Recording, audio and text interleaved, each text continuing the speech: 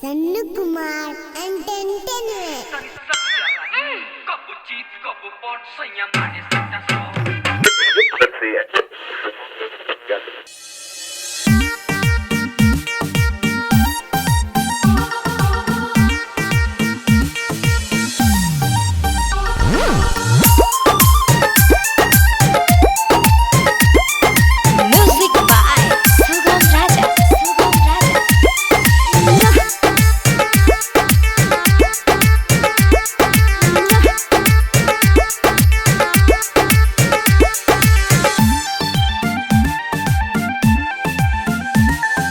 पुछला पर नहीं बोले छी ससुरा का भेद नहीं खोले छी पहला रात में की भेलो कौन चन्हासी दलको के पुछला पर नहीं बोले छी ससुरा का भेद नहीं खोले छी पहला रात में की भेलो कौन चन्हासी दलको के एक बार दुई बार तीन बार चार बार पांच बार चुम्मा हालल कर एक बार दुई बार तीन बार चार बार पांच बार चुम्मा हालल कर एक बार दुई बार तीन बार चार बार पांच बार चुम्मा हालल कर पुछला पर नहीं बोले छी ससुरा का भेद नहीं खोले छी पहला रात में की भेलो कौन चन्हासी दलको के एक बार दुई बार तीन बार चार बार पांच बार चुम्मा हालल कर एक बार दुई बार तीन बार चार बार पांच बार चुम्मा हालल कर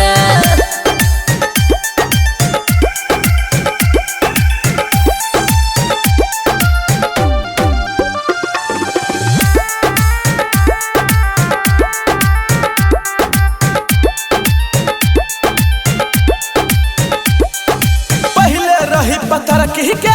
अब कोना मोटा गईले चार दिन में की खिलाही के इतना तू चिकना गईले तो सुन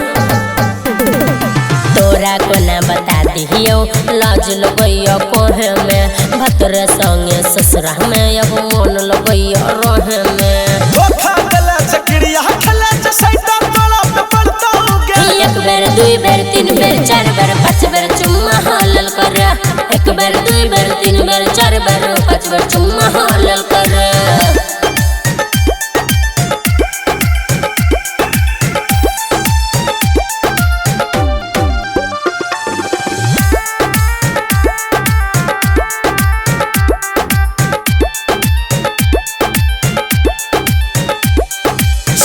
छोड़ के साड़ी में और हाथ तू लागै छी हाथ पकड़ के खींचै छियो दूर किया तू भागै छी